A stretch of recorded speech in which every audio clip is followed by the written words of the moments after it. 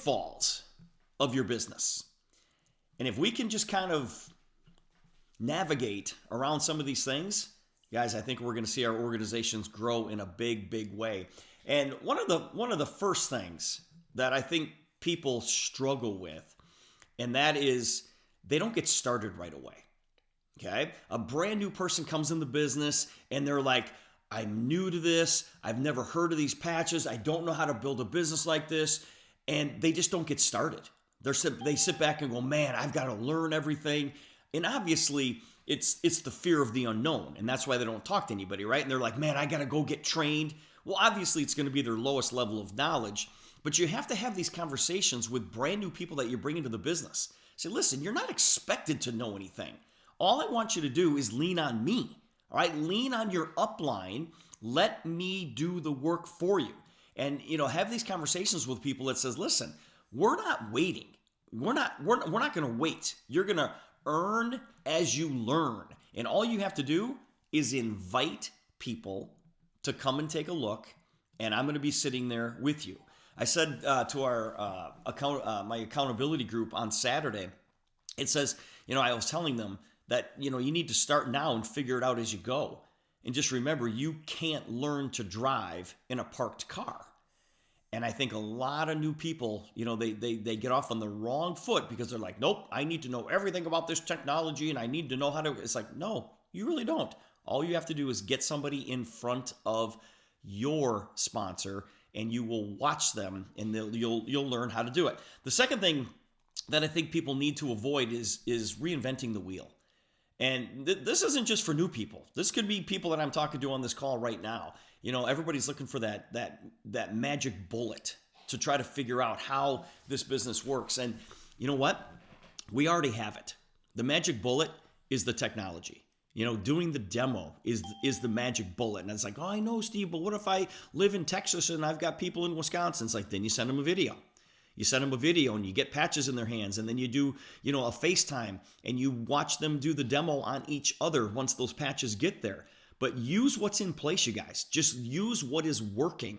And the demo is what's working. These calls, what people are doing on social media, it's because so many people go, well, I'm not very good at social media. Then get good. Then go get good. Find people who are good and just copy what they do.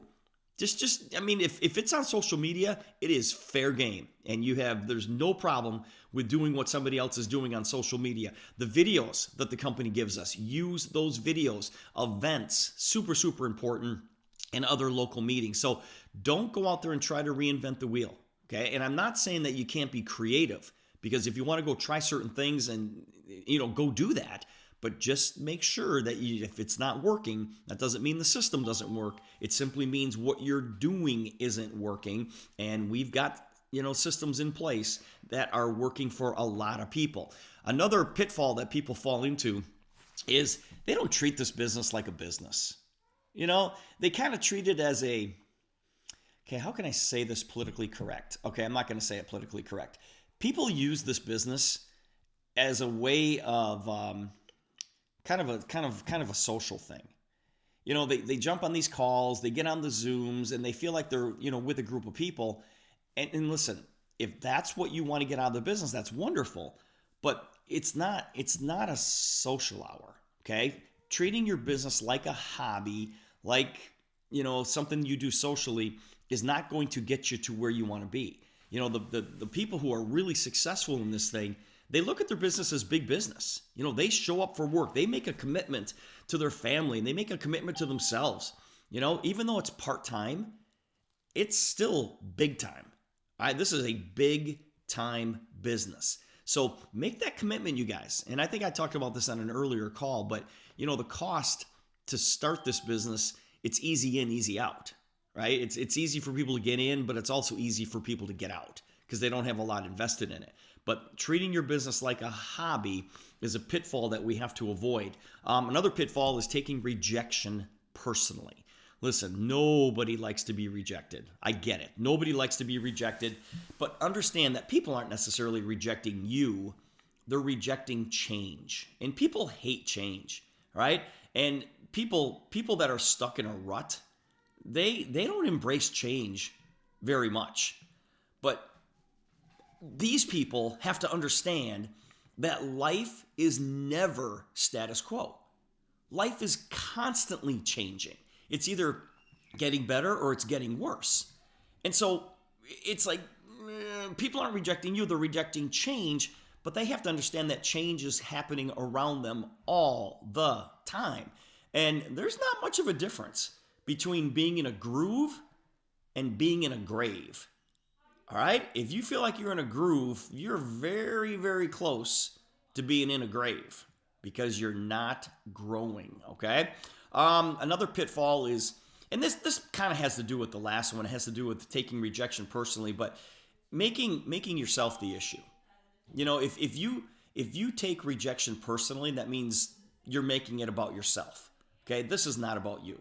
It's about everyone else, and then it becomes about you. You know, this is the time where you've got to leave your ego at the door. Just leave your ego at the door. I'll tell you a quick little story. There was when I was building my first network marketing company, this was back in the 90s. Company's not even around anymore, XL Communications. Guys, we had things flying. I mean, we had this great training center on the second floor of the Midway Hotel in Brookfield. And, you know, every Thursday night, we'd do our business opportunity meetings, and we'd put close to 225 people in the room. And then on Saturdays, we do our trainings, and we'd have, 150 people for Saturday. And we did it week after week after week after week. And then our group in Madison would duplicate that, a group in Green Bay, a group in Chicago, a group in Minneapolis. And this thing was flying.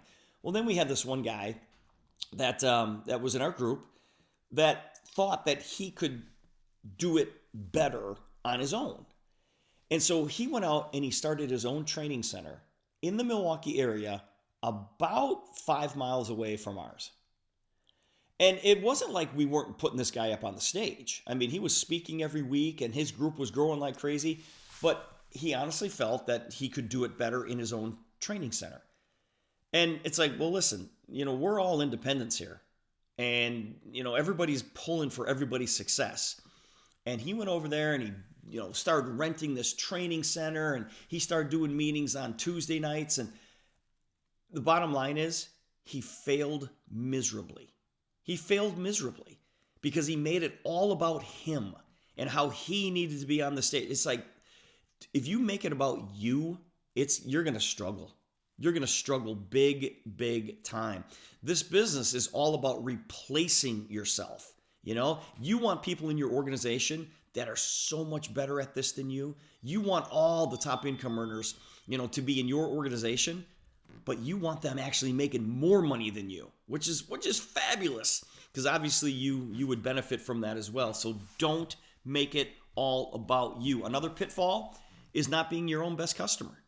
I've run into people who are like, nah, I haven't even tried that pain patch yet. I'm like, what are you talking about? It's like, be your own best customer, because if you're not, it is the kiss of death. You need a story. When somebody asks you, hey, how does that Lumi patch work? Have you tried the Lumi? What if you say no? What if you said no to that? They'd look at you and go, well, if you're not even using Lumi, why should I use Lumi? If you're not using Liberty, why should I use Liberty? If you're not using Defend, why should I use Defend? If you're not in pain, I guess that's why you don't use the pain patch, but everybody's got aches and pains. So make sure that you are your own best customer. Just look at your arms right now and your legs and whatever, and just how many patches do you have on right now? How many of these patches do you have on right now? Me? 1, 2, 3, 4, 5, 6. I've got 6 on right this very second. Okay? You need to create that story. All right? It's easy to tell your story, but you need one to tell. You actually need a story to tell. Another pitfall is focusing on the little problems.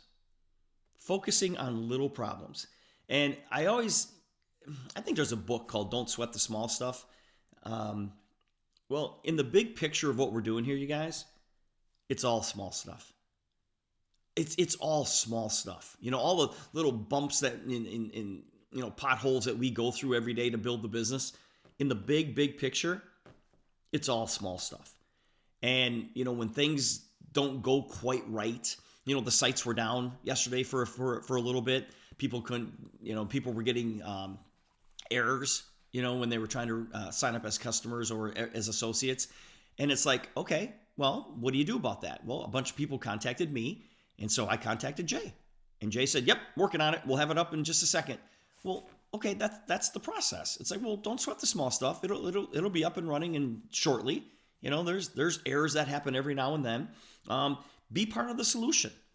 Just be part of the solution. When I got started in my first business back in August of 1990, you guys, I could only do business in 23 states. Only 23 states, accepted our long distance service. So I can only sign up customers and reps in those 23 states. But what I did is I looked at the big picture.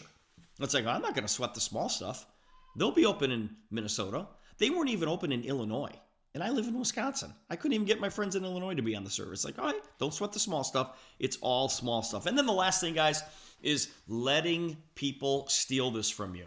Don't let people steal your dream. Stay focused. Remember why you got started. Hang out with successful people. Don't fall into this statistic. You guys ready for this? 5% of people that reach the age of 65 years old are financially okay. 5%. That means that 95% are not. Are not. And you're going to let somebody steal this thing from you when chances are they're part of the 95%? And understand the numbers, guys. 19 out of 20 don't end up financially secure. 19 out of 20. All right? 19 out of 20 won't see the business side of this the way that you do. Wow. That's kind of crazy, right? Well, now that you know that, it makes it a little bit easier. Especially when you bring somebody in, they don't do anything. You're like, oh, they're part of the 20 that don't see it the way that I see it. Yeah, they're part of those. They're part of that 80% group right there. Guys, we've got a big job in front of us. Successful people do what unsuccessful people won't do.